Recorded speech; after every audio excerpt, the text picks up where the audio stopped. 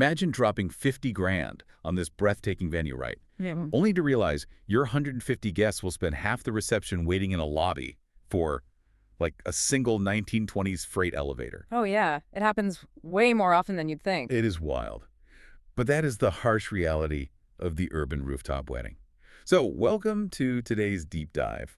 We are using the incredibly helpful articles section on the Weddizer website today. Which, by the way, is just brilliant for guiding that niche venue selection. Totally. And today's Weddizer guide tackles the ultimate urban showdown. We are looking at New York City versus Toronto rooftops and lofts. So, okay, let's unpack this. Why are modern couples ditching traditional halls for these high-altitude, non-traditional skyline views?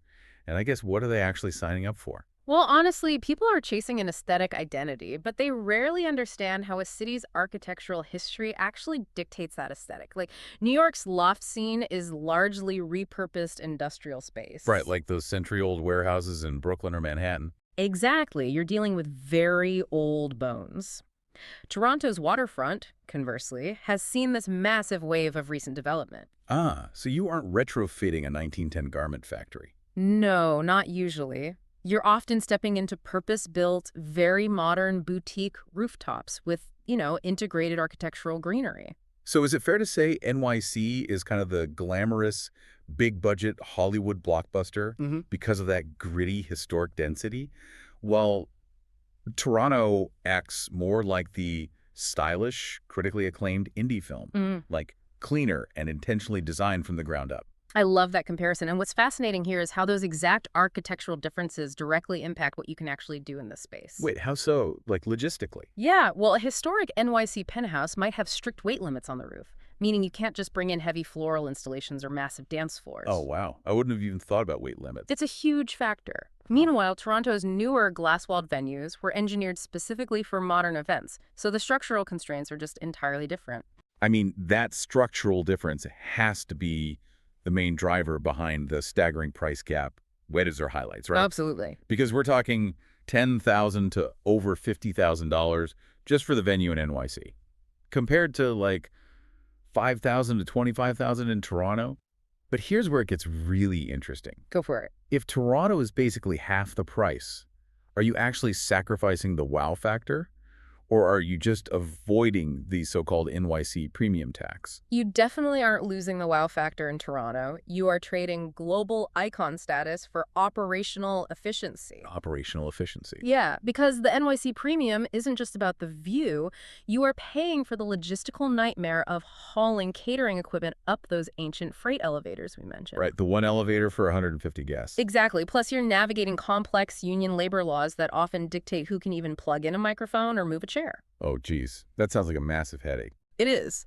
But Toronto's venues, being largely newer or situated in less aggressively congested zones, they just don't trigger those same hidden operational multipliers. Which brings us to the actual execution. Yeah. Because if you're listening to this thinking, well, if it rains on the rooftop, I'll just put up a tent. Oh, no.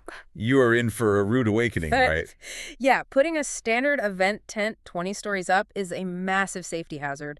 The wind shear at that altitude will literally tear it apart. That is terrifying. Yeah, so both cities require strict, permanent, structural weather backups. Planning a rooftop event isn't like renting a ballroom. It's like staging a Broadway play in a submarine. A submarine. I love that. Because space is incredibly tight. Incredibly tight, power drops are limited, and you have to perfectly time your ambient lighting.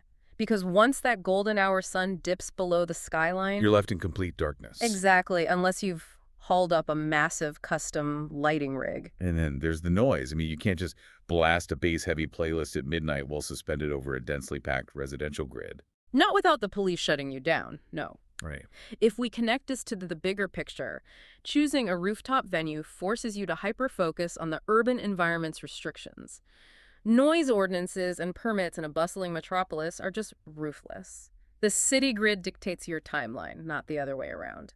So what does this all mean? It means leaning on that niche venue guidance from the Weddizer website articles is so crucial for aligning your budget with your logistical tolerance. Absolutely. Whether you want the high-energy historic luxury of NYC or the relaxed, purpose-built elegance of Toronto, you really have to know what you're buying into. Yeah, the view is stunning. But you are effectively buying a complex engineering project. Which leaves you with this final thought to ponder. You might plan perfectly for that stunning golden hour sunset photo, but because of those strict rooftop noise ordinances we just talked about, wait, actually, what happens when you realize your peak high-energy dance party actually has to happen before the sun even goes down?